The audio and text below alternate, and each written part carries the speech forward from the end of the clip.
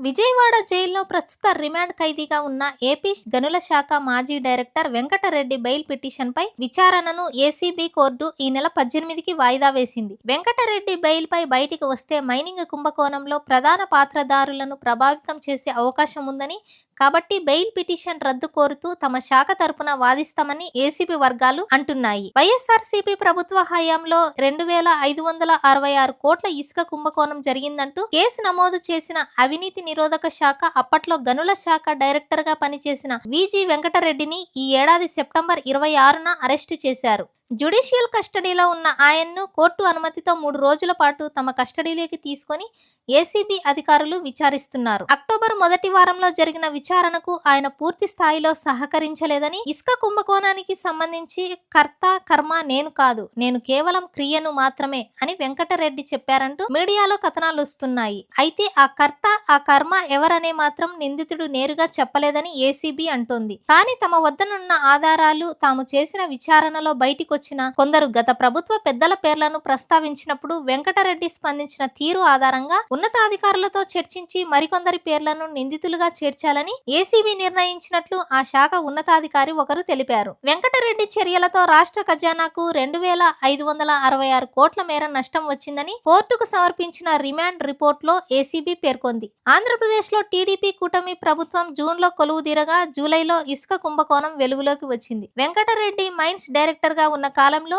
ఇసుక తవ్వకాలలో ఉల్లంఘనకు పాల్పడ్డారంటూ గనుల శాఖ కమిషనర్ జూలైలో పరిశ్రమల శాఖ ప్రిన్సిపల్ సెక్రటరీకి ఫిర్యాదు చేయడంతో ఈ కుంభకోణం బయటికి వచ్చింది. ఎన్జీటీ ఉత్తర్వులు, సుప్రీంకోర్టు ఆదేశాలను ధిక్కరించి ప్రైవేట్ వ్యక్తులకు ఇసుకను దోచిపెట్టడంతో రాష్ట్ర ఖజానాకు 2566 కోట్ల మేర నష్టం వాటిల్లిందని ఆ నివేదికలో పేర్కొన్నారు. శాఖాపరమైన విచారణ తర్వాత ఈ నివేదికను ఏసీబీ డీజీపీకి పంపగా ప్రాథమిక విచారణ జరిపి అవినీతి నిరోధక సవరణ సెక్షన్లు 7, 9, 10, 12, 13, 1, 13A క్రింద సెప్టెంబర్ 11న ఎఫ్ఐఆర్ నమోదు చేశారు. అలాగే ఐపీసీ 406, 409, 120B సెక్షన్లతో పాటు Mines and Minerals Development Regulation Act కింద ప్రభుత్వానికి 2566 కోట్ల నష్టం వాటిల్లేలా గనుల శాఖ మాజీ డైరెక్టర్, ఆంధ్రప్రదేశ్ ఖనిజాభివృద్ధి సంస్థ మాజీ ఎండీ వెంకటరెడ్డి వ్యవహరించారని ఏసీబీ తన ఎఫ్ఐఆర్లో పేర్కొంది. ఈ కేసులో A1 గా వెంకటరెడ్డిని,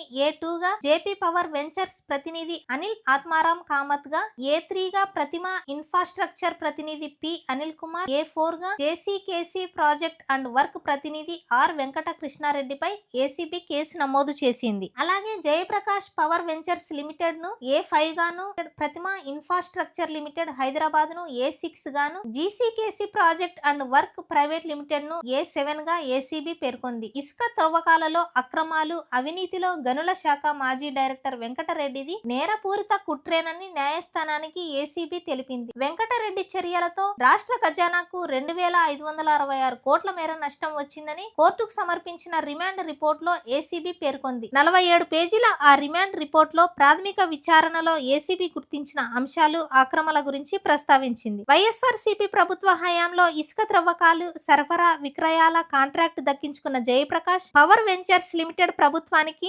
1528 కోట్ల 80 లక్షలు చెల్లించాల్సి ఉండగా 201 కోట్ల 66 లక్షలే జమ చేసినట్లు ఏసీబీ తమ రిమాండ్ రిపోర్ట్ లో పేర్కొంది. జగనన్న ఇళ్ల కాలనీలకు 859 కోట్ల 72 లక్షలు, నాడు నేడు క్రింద నిర్మాణం చేపట్టిన ప్రభుత్వ బడులకు 71 కోట్ల 44 లక్షలు విలువైన ఇసుక సరఫరా చేసినట్లు లెక్కల్లో చూపిందని ఏసీబీ రిమాండ్ రిపోర్ట్ లో పేర్కొంది. కానీ 931 కోట్ల 16 లక్షలను ప్రభుత్వానికి కట్టకుండా సర్దుబాటు పేరిట దోచేసిందని రిమాండ్ రిపోర్ట్ లో ఏసీబీ పొందుపరిచింది. ఆ మొత్తాన్ని మినహాయించుకున్నారని అనుకున్న జేపీ సంస్థ ఇంకా రాష్ట్ర ప్రభుత్వానికి 395 కోట్ల 96 లక్షలు చెల్లించాలని, ఇక స్టాంప్ డ్యూటీ, సకాలంలో వాయిదాలు కట్టనందుకు చెల్లించాల్సిన వడ్డీ ఇతరాత్ర కలిపితే ఆ సంస్థ ప్రభుత్వానికి 624 కోట్ల 82 లక్షల బకాయిలు పడిందని తెలిపింది. అయినప్పటికీ ఆ సంస్థ నబ్ లీజర్ దారు అయిన టర్న్కీ ఎంటర్ప్రైజెస్ సమర్పించిన 120 కోట్ల విలువైన బ్యాంక్ గ్యారంటీలను వెనక్కి ఇచ్చేందుకు వెంకటరెడ్డి నిరభ్యంతర పత్రం ఇచ్చేశారని రిమాండ్ రిపోర్ట్లో ఏసీబీ పేర్కొంది. జయప్రకాష్ పవర్ వెంచర్స్ లిమిటెడ్ తో పాటు Pratima infrastructure limited, JCKC project and works private limited సంస్థలు వాటి ప్రతినిధులతో కలిసి వెంకటరెడ్డి నేరపూరిత కుట్రకు పాల్పడ్డారని ఏసీబీ ఆరోపించింది. ఇసుక రిచ్లో త్రవ్వకాలు, సరఫరా, విక్రయాలు చేపట్టిన కాంట్రాక్టును 2021 మేలో దక్కించుకున్న జయప్రకాష్ పవర్ వెంచర్స్ లిమిటెడ్ నిబంధనలకు విరుద్ధంగా టర్నికీ ఎంటర్ప్రైజెస్ ప్రైవేట్ లిమిటెడ్కు సబ్లీజ్ అప్పగించేసిందని రిమాండ్ రిపోర్ట్లో పేర్కొంది.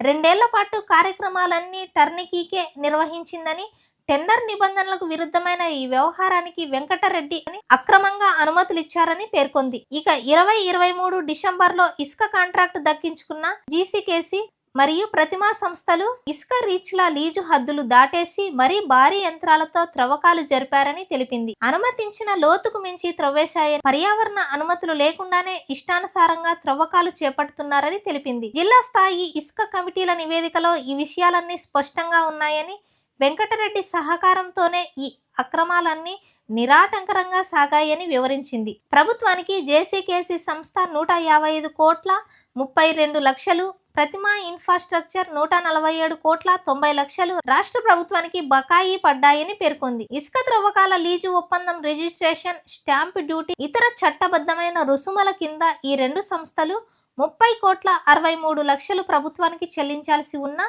ఆ సొమ్ము కట్టలేదని తెలిపింది. ఆ బకాయిలపై 24% వడ్డీలు వసూలు చేయాలని, ఇవేమీ వసూలు చేయకుండా వెంకటరెడ్డి ఆ సంస్థకు అనుచిత లబ్ధి కలిగించారని వివరించింది.